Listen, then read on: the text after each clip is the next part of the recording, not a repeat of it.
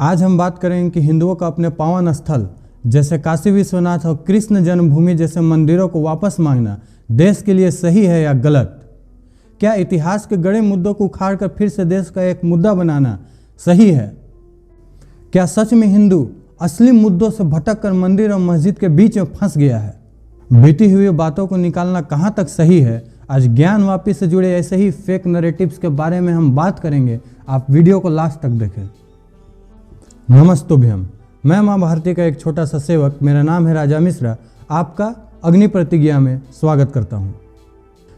आज ज्ञान वापी से जुड़े ऐसे ही 4 फेक नैरेटिव जो लिब्रांडुओं द्वारा फैलाए गए हैं उसकी पोल खोलेंगे। आप वीडियो में मेरे साथ बने रहें। नैरेटिव नंबर 1, हमें अतीत को छोड़कर भविष्य की ओर देखना चाहिए। अतीत में क्या रखा है, भविष्य की ओर आगे बढ़ो, पिछली बातों को हटाओ यार, इससे कोई फायदा नहीं है। अच्छा, ऐसी बात है।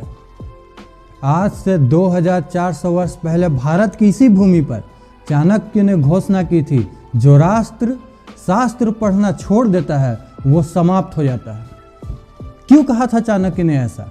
क्यों जरूरी है इतिहास के पन्नों में लिखे अपने अतीत को जानना?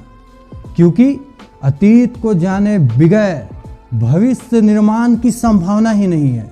जो देश अपना इतिहास भूल जाता है उसका भूगोल अपने आप ही बदल जाता है। पिछली कई सदियों से हमने अपने इतिहास की जमीनों को ऐसे ही लावारिस छोड़ रखा है।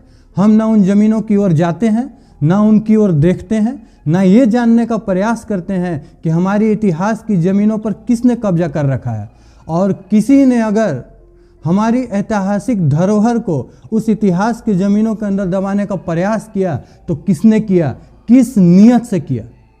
कहीं ऐसा तो नहीं कि हमारी सहनशीलता शैतानी इरादे वाले मुगलों के लिए मुंह मांगी मुराद बन गई और उन्होंने राम और कृष्ण की इस पावन भूमि पर कलंक के बीज बो दिए?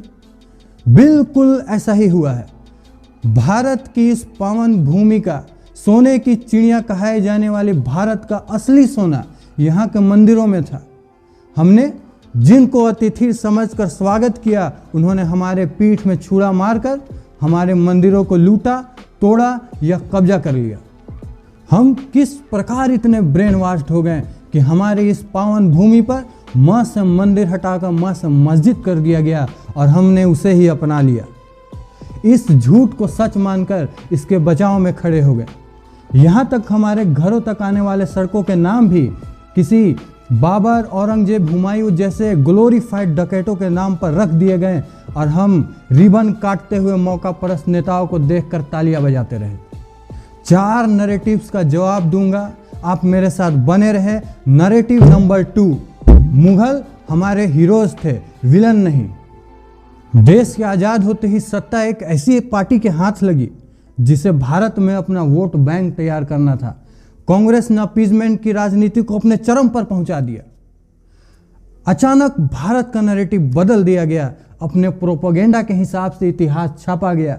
हर बच्चे को पढ़ाया गया कि आदर्श राज्य कैसा होता है, जैसा अकबर का था। अच्छा, तो राम राज्य क्या था? वो आदर्श नहीं था। अकबर के राज्य में हजारों किसानों को जजिया न देने के कारण फांसी पर टांग दिया गया। ये आदर्श राज्य में होता है क्या?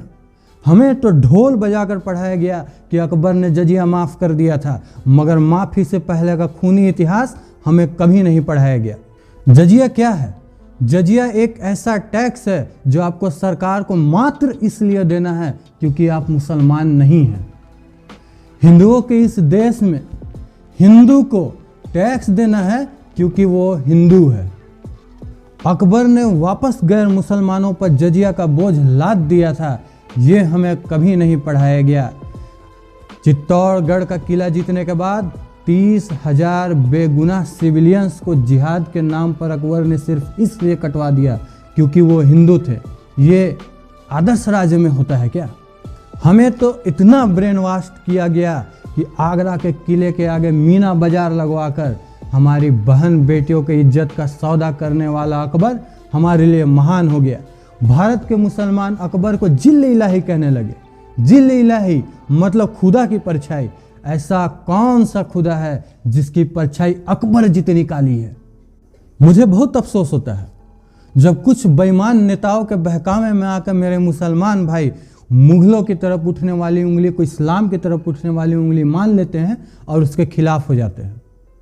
जागिए, आप मुगलों के वंशज नहीं हैं, मुगल मंगोली थे, आप हिंदुस्तानी हैं। आपके पूर्वज वही है जो हिंदुओं के हैं, आपका इतिहास वही है जो हिंदुओं का है।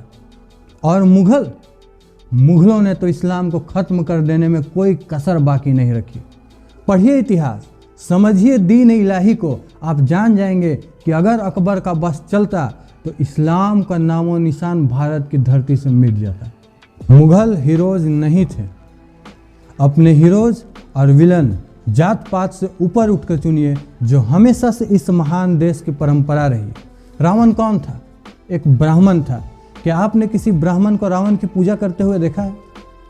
हम रावण को सिर्फ इसलिए अपना हीरो मान ले क्योंकि वो हमारी जाति का था। इतना छोटा नहीं सोचते हम। रावण खलनायक था और समय के अंत तक हम उसका पुतला फूंकते रहेंगे। और हम ही नहीं, हर जगह हुआ समाज यही करता है।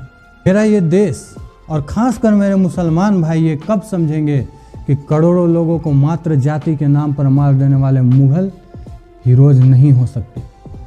हजारों मंदिरों को तोड़ने वाले मुगल हिंदुस्तान के हीरोज नहीं हो सकते। और करोड़ों बहन बेटियों का रेप करने वाले मुगल इस्लाम के हीरोज नहीं हो सकते। आपको ये समझना होगा कि अगर इस्लाम मानवता सिखाता है तो मानवता का दुश्मन इस्लाम का भी दुश्मन कहलाएगा।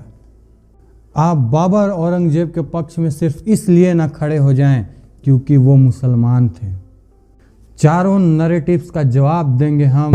नरेटिव नंबर 3 कि मुगल हम में से ही एक थे, वो अलग नहीं थे। पढ़े लिखे लोग अक्सर तर्क देते हैं कि मुगल अंग्रेजों जितने बुरे नहीं थे। वो भारत को लूटकर 7 समंदर पार नहीं ले गए, बल्कि वो हमारे साथ ही रहे और हम में से एक हो गए। चलिए, आप पढ़े लिखे हैं, मैं आपकी बात को मान लेता हूँ। मैं आपके घर में घुस जाता हूँ, आपकी सारी संपत्ति लूट लेता हूँ और आपकी सारी संपत्ति लूटकर मैं कहीं बाहर नहीं जाऊँगा। आपके साथ ही आपके घर पर रुक जाऊँगा, आपकी बहन बेटियों का रेप करूँगा, मर्दों को मार दूँगा। फिर क्या आप मुझे अपना हीरो कहेंगे? फिर क्या आप मेरे नाम पर इमारतें और सड़क बनवाएंगे? नहीं, आप मुझसे नफरत करेंगे, आप मुझसे घृणा करेंगे। फिर मुगलों से प्यार क्यों? नैरेटिव नंबर 4, वीडियो को पूरा देख कर जाना। जो बीत गया सो बात गया। मुगलों ने जो मंदिर तोड़े उसे तो अब सालों बीत चुके हैं। अब हम गड़े मुर्दों को उखाड़ कर क्या करेंगे? हमें इन मंदिर और मस्जिद के मुद्दों पर नहीं पढ़ना चाहिए, बल्कि देश के असल मुद्दों पर ध्यान देना चाहिए। आप तो इतनी सहजता से कह देते हैं कि मुगलों ने जो हिंदुओं पर जुल्म किए, हत्याएं की और मंदिरों को तोड़ा, और हिंदुओं ने कभी न्याय मांगने की कोशिश नहीं की। चलो, जिसे मुगलों ने मार दिया, जिनकी जान चली गई, उनकी जान तो वापस नहीं आ सकती, मगर हमारे पावन स्थल जो मुगलों ने लूट लिए, जो हमारे लिए किसी मक्का से कम नहीं थे, उन्हें वापस पाने का अधिकार तो हम हिंदुओं को होना चाहिए। ऐसा नहीं है कि हिंदुओं ने कभी न्याय नहीं मांगा, पर कौन करता न्याय? मुगल, अंग्रेज या कांग्रेस? पहली बार हिंदुओं को अवसर मिला है न्याय की आशा करने का। मैं तो हिंदुस्तान से कहना चाहता हूं कि हम हिंदुओं ने सबके साथ न्याय किया, सबको जगह दी, जो आए सबको स्नेह दिया। ऐ हिंदुस्तान, मुझे न्याय से वंचित सिर्फ इसलिए न रख देना क्योंकि अन्याय करने वाले तुम्हारी जाति के थे। हमारे साथ इंसाफ हो। जय हिंद, वंदे मातरम।